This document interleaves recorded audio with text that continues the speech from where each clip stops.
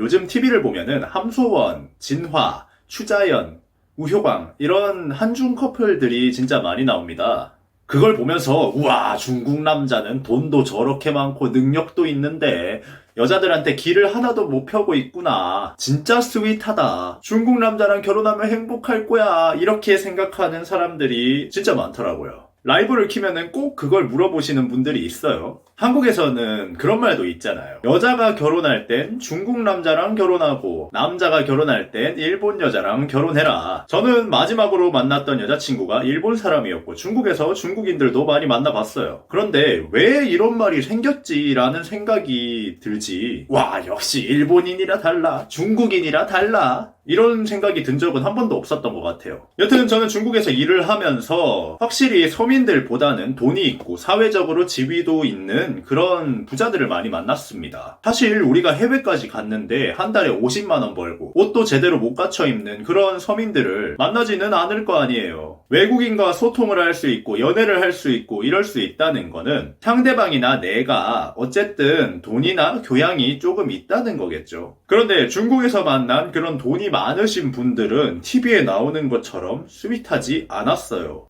뿅. 저는 심천에서 일을 했습니다. 심천이란 도시는 중국 최대의 금융 도시예요. 금융권 사람들이 진짜 많이 분포해 있습니다. 저희 회사도 엔터테인먼트로서 투자를 많이 받기 위해서는 금융권 사람들이랑 많이 만났어야 했어요. 연습생들 부모님들이 금융권 사람들인 경우도 많았고요. 이사님과 술자리가 있었는데 그 자리에 금융인들이 많이 모여있던 술자리가 한번 있었습니다. 놀라운 게 금융권에서 부장급이라는 사람이 나이가 30대 중반밖에 안 됐더라고요. 굉장히 예의도 있고 젠틀하시고 말도 잘하면서 돈도 잘 버는 그런 사람이었습니다. 그런데 술이 좀 들어가고 사적인 이야기들을 하는데 여자친구가 여러 명이 있는 거예요. 그래서 결혼을 아직 안 하셨나? 라고 생각을 했는데 알고 보니까 결혼 3년 차였습니다. 그래서 한번 물어봤죠. 아니, 결혼 3년 차면 아직 신혼인데 여자친구가 그렇게 많아요? 하고 말이죠. 그때 그 금융권 부장이 하는 말이 이 여자랑은 결혼도 했고 이제 날 떠나지 않을 거고 연애의 감정을 느낄 시기는 지났다. 나는 돈을 정말로 잘 버는 사람이고 우리 부인을 호화롭게 살게 해준다. 그러니까 누구보다 가정에 충실하고 있다고 말할 수 있다. 저는 그 말을 듣고 좀 충격을 먹었어요. 아니, 연애를 3년을 해도 좋은 감정이 아직 많이 드는 시기인데 신혼 3년 차에 벌써 저런 생각을 한단 말이야? 라고 말이죠. 그런데 이런 경우에 사람들을 굉장히 많이 봤다는 겁니다. 내가 집에 돈을 꼬박꼬박 잘 붙여준다면 바람을 피는 거는 당연하다. 내가 돈을 잘 벌어다 주니까 나의 부인은 이미 나이도 찼고 유부녀에 나랑 헤어진다고 해도 나보다 더 좋은 남자를 만날 수 없을 거다. 어차피 날 떠나지 못할 거니까 바람을 펴도 상관없지. 한국에서 봤을 때 그렇게 상식적인 생각은 아니죠. 그런데 이런 경우를 정말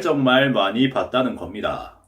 뿅. 중국의 SNS는 굉장히 바람피기에 적합화되어 있습니다. 위챗, 웨이신이라고 하죠. 만약에 내가 어떤 여자를 만나서 번호를 주고 받았어요. 그러면 우리나라 사람들은 뭐부터 해요? SNS 염탐부터 시작하잖아요. 이 친구가 술은 자주 마시나? 주변에 여자들은 많나? 애인은 언제까지가 마지막이었나? SNS를 둘러보면은 이 사람이 대충 어떤 사람이다 라는 감이 잡히잖아요. 그런데 중국은 친구 추가하기 3일 전까지의 SNS만 볼 수 있습니다. 그 전에 올렸던 많은 SNS들은 단 하나도 볼 수가 없게 되어 있는 거예요. 이 사람이 친구가 누구인지 전에 뭘 하고 다녔는지 전혀 알 수 있는 방법이 없다는 겁니다. 내가 부인이 있는지 애가 있는지 결혼은 했는지 이런 걸 훨씬 쉽게 숨길 수 있다는 거죠. 그래서 중국에서는 여자친구랑 호텔에 놀러 갔는데 여자친구의 남편이 애를 안고 와서 난동을 부리고 그런 일들이 굉장히 잦습니다. 중국에서 살아보신 분들이라면 이런 류 이야기를 안 들어본 사람이 없을 정도예요.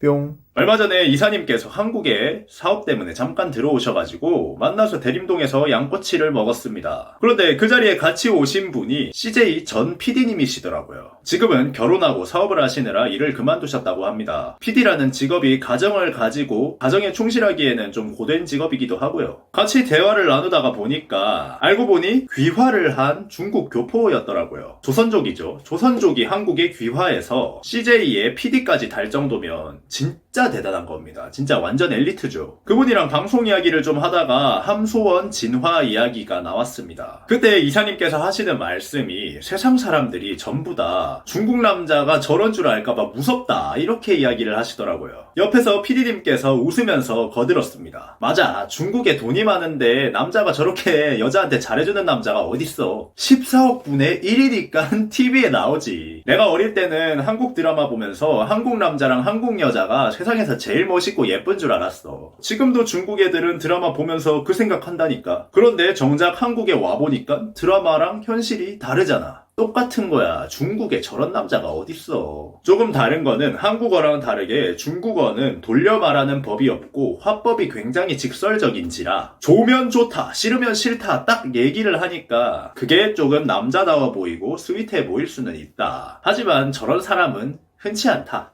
애초에 공산당에서 다른 나라 TV에 자기 나라 사람이 나오는데 흔쾌히 오케이를 하는 경우는 진짜 특별하게 저 사람이 대단하고 나라의 이미지를 올려줄 수 있는 경우니까 오케이를 하는 거다. 그런 거 보고 괜한 환상이 생겨서 사람들이 중국 남자들한테 기대만 하게 만든다. 이렇게 이야기를 하시더라고요. 뭐 이 대화만 봐도 대충 어떤 느낌인지 감이 오시죠? 한국에 있다 보면은 한국인보다 뭐 외국인이 어떤 나라 사람이 좋다 어쩌고 저쩌고 하면서 싸우는 거 많이 보실 수 있을 거예요. 저는 영국인도 만나보고 중국인도 만나보고 일본인도 만나봤습니다. 그런데 결국에는 문화와 언어와 정서가 잘 맞는 한국인이 제일 좋았어요. 헤어졌더라도 가끔씩 기억에 나고 생각하면은 아련한 사람, 그런 사람 외국인 중에는 없습니다. 개인적으로는 그냥 국내 연애 시장에서 실패한 사람들이 자기네들끼리 정신승리하려고 만들어낸 말이 외국인 찾기라는 생각이 들어요. 그런데 한국에서도 연애 못하면 외국 나가도 매력 없습니다. 뭐 한국인은 이래서 안 돼, 저래서 안 돼, 가장남을 만나야지, 갑본녀를 만나야지. 걔네들이 자기 나라 사람도 못 만나고 세상 탓하면서 징징거리는 사람들을 왜 만나줍니까? 어느 나라를 가던 간에